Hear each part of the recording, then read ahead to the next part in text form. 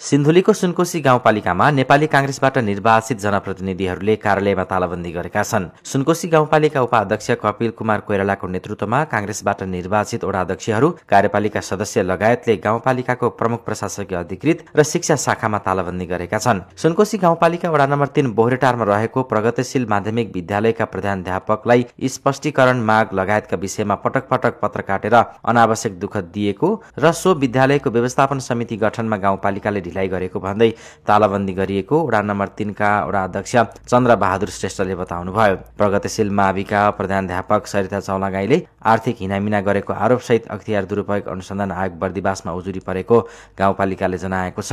चौलागाईले कार्यविधि विपरीत तलब भत्ता लिएको, आर्थिक हिनामिना गरेको भनी अख्तियार दुरुपयोग अनुसन्धान आयोग बर्दिवासमा उजुरी परेपछि छानबिनको लागि आवश्यक कागजात माग गर्न पत्र काटिएको गाउँपालिकाका प्रशासन शाखाका अधिकृत नवीन नेउपानेले बताउनुभयो। विशेष त नेपाली कांग्रेस निकट पदाधिकारीहरू मध्येबाटै भएको प्रगतिशील माध्यमिक विद्यालयको विषयलाई लिएर त्यहाँको विद्यालय व्यवस्थापन समिति र त्यहाँ भएको केही विषयहरूलाई यहाँ जुन पालिकामा उजुरी परिरहेका विषयहरू थिए त्यो विषयलाई पालिकाले आवश्यक छानबिन गर्नका लागि केही कागजपत्रहरू माग जाँच गर्दा त्यही विषयलाई लिएर नै यो मूलतः यस्तो भएको देखिन्छ। प्रमुख प्रशासकीय अधिकृत र शिक्षा शाखा प्रमुखको कार्यकक्षमा तालाबन्दी भएको छ। त्यहाँ त्यो प्रधानाध्यापकले चाहिँ त्यो कार्यविधि विपरीत तलब भत्ता खाएको भन्ने विषय एउटा छ होइन।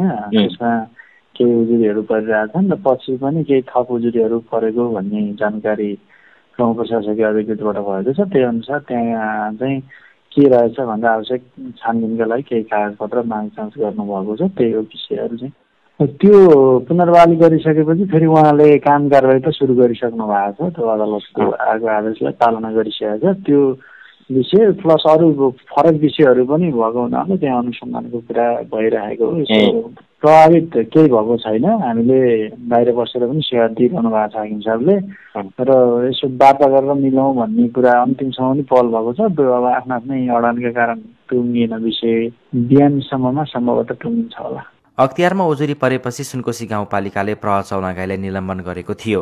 गाउँपालिकाको निलम्बन गर्ने निर्णय विरुद्ध प्रहर चौलागाईले उच्च अदालत पाटनमा रिट निवेदन दिनुभएको थियो। उच्च अदालत पाटनले प्रहर चौलागाईलाई निलम्बन गर्ने गाउँपालिकाको निर्णय बदर गरेर पुनः प्रहरमा पुनर्बहाली गरे पनि प्रमुख प्रशासकीय अधिकृतले गाउँसभामा छलफल नै नभएको विषयमा गाउँसभामा निर्णय भएको भन्दै प्रहर चौलागाईलाई पत्र काटेर दुःख दिन थालेपछि तालाबन्दी गर्न बाध्य भएको वडा नम्बर 3 का वडा अध्यक्ष चन्द्रबहादुर श्रेष्ठले बताउनुभयो। यो प्रगतिशील माविको विषयलाई लिएर विद्यालय व्यवस्थापन समिति गठन गर्न यो पुसदेखिको चाहिँ सुरु भएको। अहिलेसम्म विद्यालय व्यवस्थापन समिति गठन प्रक्रिया सबै प्रक्रिया पुगेको र गाउँपालिकाले प्रतिनिधि खटाएर गाउँपालिकाले शिक्षा शाखा मार्फत प्रतिनिधि खटाएर त्यो चाहिँ समन्वयन गरेर चाहिँ विद्यालय व्यवस्थापन समितिलाई गठन प्रक्रियालाई पूर्णता दिन पर्ने। त्यो नभएको अवस्थामा त्यसलाई गठन गर्नुपर्छ भन्ने कुरामा एउटा कुरा भयो। अनि अर्को कुरो चाहिँ प्रगतिशील माविको प्रधानाध्यापक सरिता चौलागाईलाई सुनकोशी गाउँपालिकाको गाउँसभाबाट चाहिँ कारवाही गर्ने भनेर निर्णय भएको पनि थिएन। नैतिकताको आधारमा आफ्नो आफूले प्रहबाट राजीनामा दिएर वरिष्ठताको आधारमा निमित्त प्रहर तोक्नु भनेर चिठी पठाउँछ। अनि उच्च अदालतले फैसला गरेको कुरा अब हामी उच्च अदालतभन्दा माथि हो अथवा चाहिँ अख्तियार भन्दा माथि हो कि के हो, अब मैले बुझ्न नसकेको हो कि अब उहाँले बुझ्नु नभएको पत्र काटेको छ। पत्र काटेको छ, लगातार पत्र काटेको छ। पत्र पनि तपाईँको 10 गते काटेको छ, 12 गते काटेको छ, 15 गते काटेको छ। लगातार चाहिँ पत्र काटेको छ। अख्तियारमा त अब त्यो अख्तियारमा अब उहाँहरू नै जानुहुन्, म त हाल्ने मान्छे नै जानुहुन् होइन।